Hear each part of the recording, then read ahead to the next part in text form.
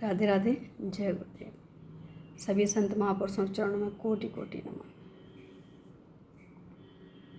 राधा रानी की जो हम एक अद्भुत लीला जो कि स्वयं घटित हुई है, उसके साथ हम आप सबके साथ शेयर करना चाहेंगे।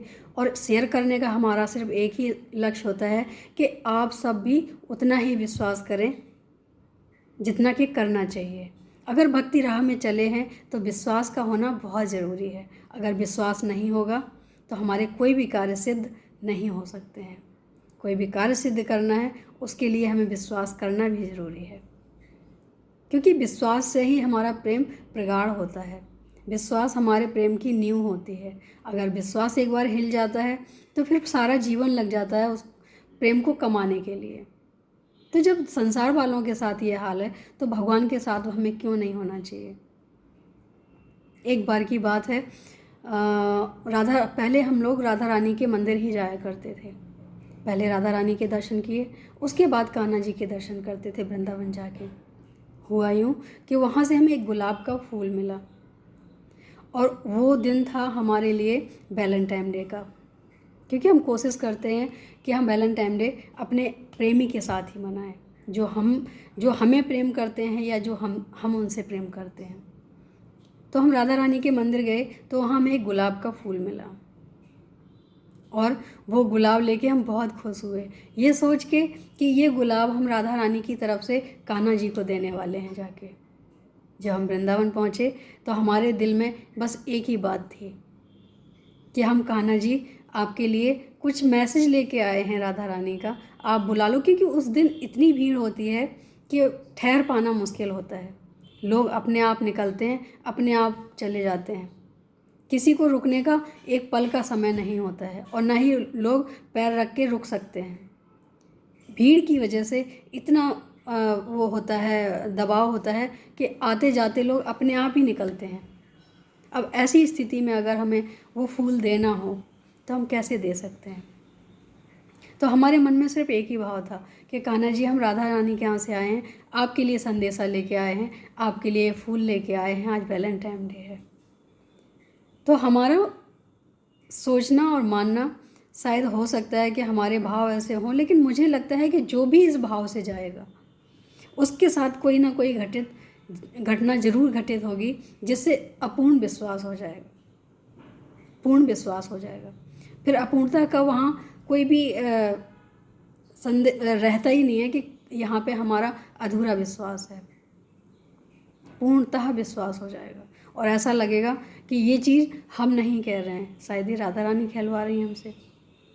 तो कहीं ना कहीं हमारे जीवन में हमें देखने को मिलता है कि जो हमारा विश्वास होता है वो ही हमारे साथ आगे चल के हमें और ज़्यादा प्रेरणा देता है कि हमें और विश्वास करना चाहिए, इस रास्ते पे और आगे जाना चाहिए। तो उस भीड़ को देख के जब हम अंदर मंदिर में प्रवेश करते हैं तो देखते हैं कि बहुत भीड़ है। अब उस फूल को हमारा देना बहुत मुश्किल था, तो उसको मैंने अपने हाथों में ले लिया और बस एक ही दिल में चल रहा था कि मैं कैसे वहाँ तक पहुँचाऊँ। तभी जैसे ही मंदिर कान्हा जी के निकट पहुँचे दर्शनों के लिए, तो वहाँ से पुजारी जी ने, एक जो गोस्वामी जी थे, उन्होंने आवाज़ लगाई, राधे। तो हमने उनकी तरफ पहले तो नहीं देखा क्योंकि इतने लोग हैं, किसको बुला रहे हैं क्या पता हो सकता है। तभी उन्होंने हाथ हिलाया तो हमारी नज़र वहाँ गई, तो उन्होंने एक हमें गुलाब का फूल दिया और उन्होंने जैसे ही गुलाब का फूल दिया उसके साथ बांसुरी भी थी। तो मुझे इतनी खुशी हुई कि हमारा फूल नहीं पहुंच पाया, हमारा गुलाब नहीं पहुंच पाया वहां तक, लेकिन कान्हा जी ने इतनी अर्जी इतने जल्दी मान ली कि हम नहीं पहुंच सकते तो क्या हुआ, तुम तो आ सकते हो। तो उन्होंने अपना फूल और अपनी बांसुरी देके ये साबित कर दिया कि तुमने जो भाव से हमें सुमन दिया है, जो भाव से गुलाब दिया है, उसको मैंने स्वीकार कर लिया है। और जो राधा रानी के पास से जाए, और ऐसा हो ही नहीं सकता है कि भगवान उसको देर लगाएं या दर्शन ना दें, तो जो कान्हा को मानने वाले हैं वो पहले राधा रानी के चरणों में जाएं। ऐसा सुना था, लेकिन ऐसा हमने भी अनुभव किया है कि जो राधा रानी के चरणों से होके जाते हैं उनको दर्शन बहुत जल्दी होते हैं और कुछ ना कुछ उनके साथ ऐसी लीलाएं घटित होती हैं जो उनको आनंद देती हैं। जो युगल जोड़ी का से प्रेम करते हैं उनका ही प्रेम सार्थक होता है। अधूरा प्रेम नहीं करना चाहिए, क्योंकि राधा और कृष्ण एक ही हैं, और जब एक ही हैं तो फिर उनको हम अलग अलग कैसे कर सकते हैं। कहते हैं ना कि घर में अगर बहू आती है या घर में जितने भी सदस्य होते हैं, अगर बहू से प्रेम करोगे तो बेटा अपने आप ही झुकाव से प्रेम करता है सबसे। क्यों? क्योंकि उससे जुड़ा हुआ है। जब संसारी लोगों के ये हाल हैं तो वो तो ईश्वर है। जो जब ईश्वर जिससे प्रेम करता है हम उससे प्रेम करें तो क्या वो हमें प्रेम नहीं करेगा? बिल्कुल करेगा। इसलिए पहले राधा रानी के चरणों में जाना चाहिए, क्योंकि वैसे भी कहा गया है कि राधा रानी बहुत भोली भाली हैं, बहुत जल्दी खुश हो जाती हैं अपने भक्तों से। और जब राधा रानी खुश हों और कान्हा खुश ना हो, ऐसा हो ही नहीं सकता है। जीवन में खुश रहना है तो पहले कान्हा को मनाने की बजाय राधा रानी के चरणों में जाना चाहिए। राधा रानी के चरणों में जाएंगे तो हमारे जीवन में कान्हा जी आएंगे।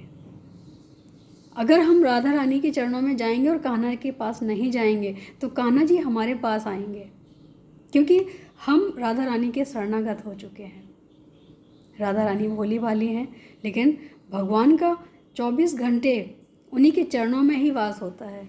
राधा रानी के चरणों में ही वास होता है। तो कहीं ना कहीं देखा जाए कि अगर प्रेम करना है तो राधा रानी से करें। कान्हा जी हमारे तो अपने आप आ जाएंगे, भागे भागे आएंगे। इसलिए तो कहते हैं कि जो राधे राधे बोलते हैं, सिर्फ बोलने मात्र से जो राधे राधे बोलते हैं, कान्हा जी उनके आसपास डोलते हैं, क्योंकि वो राधे रानी वो शब्द को सुनने को तरसते हैं। जब राधा रानी का शब्द हम उच्चारण करते हैं तो कहीं ना कहीं श्याम हमारे आसपास ही होते हैं। तो राधा रानी से प्रेम करें, कान्हा तो अपने आप आ जाएगा। प्रेम की डोरी जिसने भी जोड़ी है राधा रानी से, उसके साथ कृष्ण आए ही हैं और उनको आना ही पड़ा है। तो राधा रानी से प्रेम की रिश्ता जोड़ें, और वो कान्हा तो प्रेम में बंधा हुआ आता है। राधा रानी को प्रथम स्थान दें। हमारे जीवन में यही सबसे बड़ी गलतियां हो जाती हैं छोटी छोटी, जो कि हम सोचते हैं कि सीधा जाके हम डायरेक्ट मिल सकते हैं कान्हा जी से। नहीं मिल सकते हैं, पहले हमें राधा रानी के चरणों में जाना चाहिए। कान्हा जी अपने आप आएंगे। उम्मीद है अच्छा लगा होगा। आज के लिए इतना ही। राधे राधे, जय गुरुदेव।